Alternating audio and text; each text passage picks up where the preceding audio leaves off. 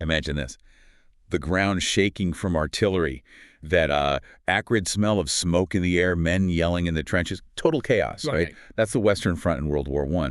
But then, cutting through all that noise, you hear the sharp bark. Just one small dog. Yeah, and that dog is Sergeant Stubby. His story, it's more than just heartwarming. It's actually pretty crucial military history. Absolutely. So today we're doing a deep dive into the sources we have about his, frankly, unbelievable journey. Our mission, really, is to give you the essentials, how this stray dog went from, a training camp in Connecticut to become the most decorated war dog in U.S. history. We'll pull out the really surprising bits. Okay, let's unpack this. Yeah. Because Stubby's origin story, it almost sounds made up. It's 1917, Yale University campus, New Haven. Right. The 102nd Infantry Regiment, part of the 26th Yankee Division, they're training there. And this scrappy little mutt just wanders in. He really was the definition of an underdog. Probably some kind of pit bull, maybe Boston Terrier mix. Definitely not, some kind of pedigreed military animal. He wasn't recruited. He basically just adopted the soldiers. And what's amazing is how fast he picked up on the discipline. He learned the drills, started marching along. But the key thing, the really smart thing, was figuring out the unit's customs. Ah, you mean the salute, that famous salute. Exactly that. So the men are constantly snapping to attention, saluting officers. Stubby's watching this. He sees the gesture, figures out what it signifies, more or less. Wow. And he learns to raise his right paw to his brow when an officer approaches. He's mimicking them. That shows some serious observation, way beyond just basic instinct. And, well, that little trick became his first claim to fame. And the bond he formed, especially with one soldier, Private J. Robert Conroy, it was apparently rock solid. Totally. So when it was time to ship out to France, Conroy had this huge decision, right? Leave his buddy behind or risk everything? He absolutely went for risk. No way was he leaving Stubby. And this is where it gets pretty audacious. We're talking smuggling a dog onto a troop ship bound for war. That's a serious breach of orders. I mean, how on earth do you even manage that? Hiding him under coats, maybe shoving him in bags, sneaking food for days. The logistics sound, well, insane. They really are. And, secrets don't stay secret for long on a packed ship like that. Eventually, the commanding officer finds out, spots the dog. Oh, boy. Conroy must have been thinking, okay, this is it. Serious trouble. Demotion, maybe worse.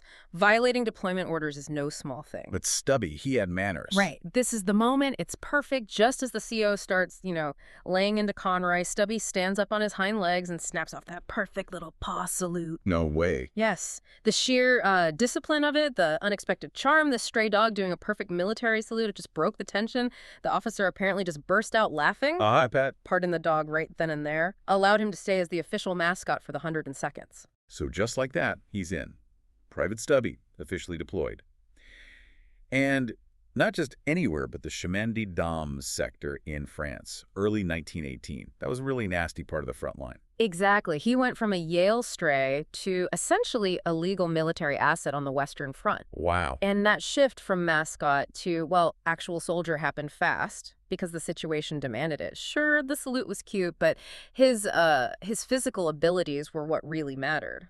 If you connect this to the bigger picture, Stubby was basically early warning tech. His hearing and smell, right. Way better than any humans. Exponentially better. Invaluable out there. And that value became crystal clear during that German gas attack. The sources, they make it sound terrifyingly sneaky. Oh, it was. Mustard gas often, creeping in silently while the guys were asleep. It could be odorless, invisible, just deadly. You wouldn't know until you started choking. Precisely. No loud bang, no warning, but it's Stubby. He caught the faintest whiff instantly. And he didn't just, bark a bit. He went absolutely ballistic. What did he do? Raced through the trenches, howling, barking like mad, and literally biting at the men's boots, their coats, anything to drag them awake so they could grab their masks. You wouldn't stop until everyone nearby was up. That's what they said. Dozens of men survived that specific attack because Stubby sounded the alarm.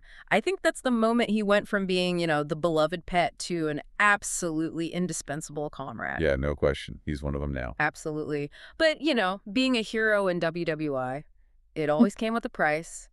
And Stubby paid it. He got caught in another gas attack later on. Oh, no. We always hear about the human cost, the shell shock, the wounds. But the animals went through it, too. He was badly wounded. The sources say he was burned, blinded for a while actually, and his lungs were permanently scarred. But what's really telling is how the medics reacted. How so? They treated him just like any other wounded soldier, not like, an animal or equipment, like a comrade.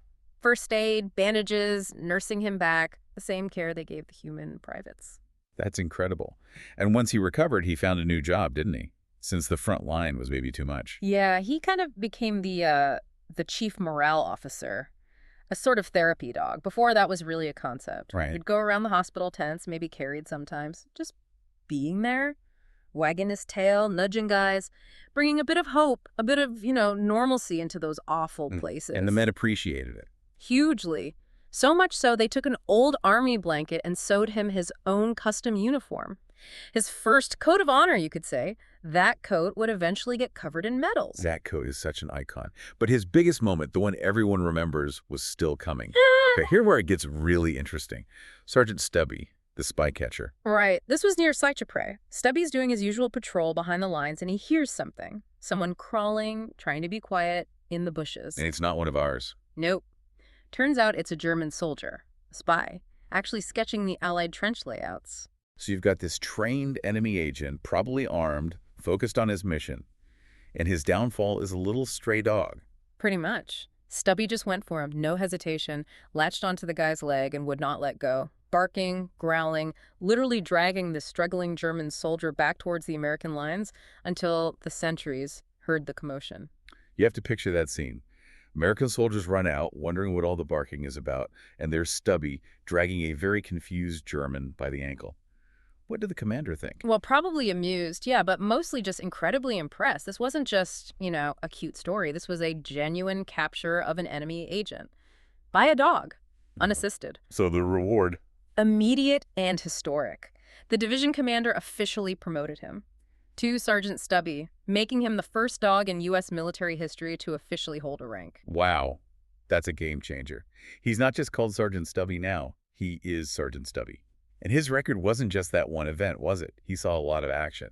Oh yeah, absolutely. The sources confirm he served through 17 battles, 4 major campaigns. We're talking heavy fighting like Chateau Thierry, and crucially, the Meuse-Argonne offensive. Which was brutal. One of the biggest, deadliest battles of the war's end. Exactly. Massive casualties. The fact that Stubby survived all of that, it just shows how tough he was. Yeah. And how much his unit looked out for him.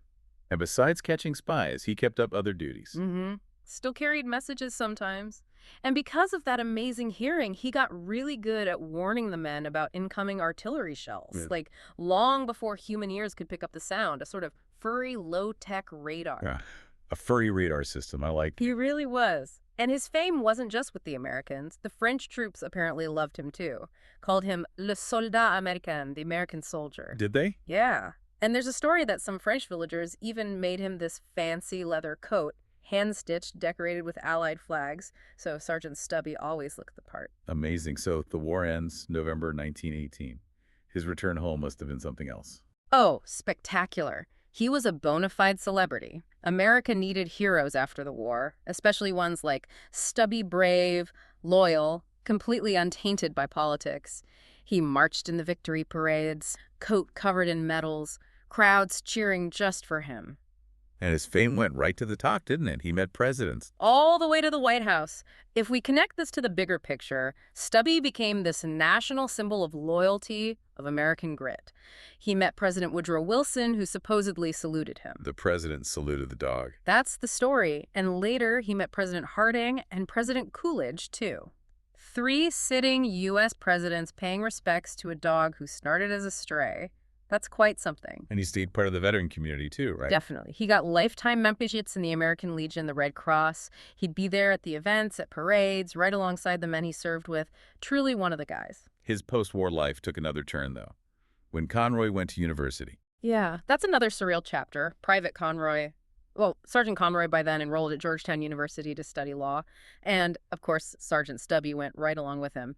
Became the unofficial mascot there, too. Talk about a change of scenery.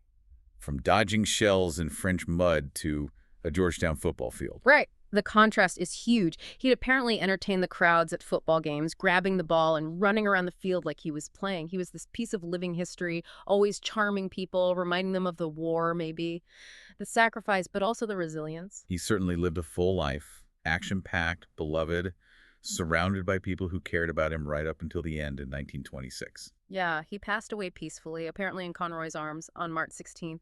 A good long life, especially considering everything he went through. And Conroy made sure he wouldn't be forgotten. Absolutely. He knew Stubby wasn't just his dog. He was historically significant. So he had Stubby preserved, taxidermy, and arranged for him to be placed in the Smithsonian Institution.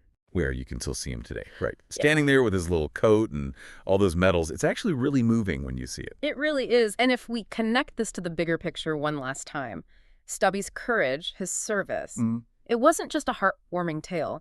It genuinely helped lay the groundwork for what became the modern U.S. military Canine Corps. He proved their value. Unequivocally. He showed the military potential, the intelligence, the incredible loyalty dogs could bring to combat.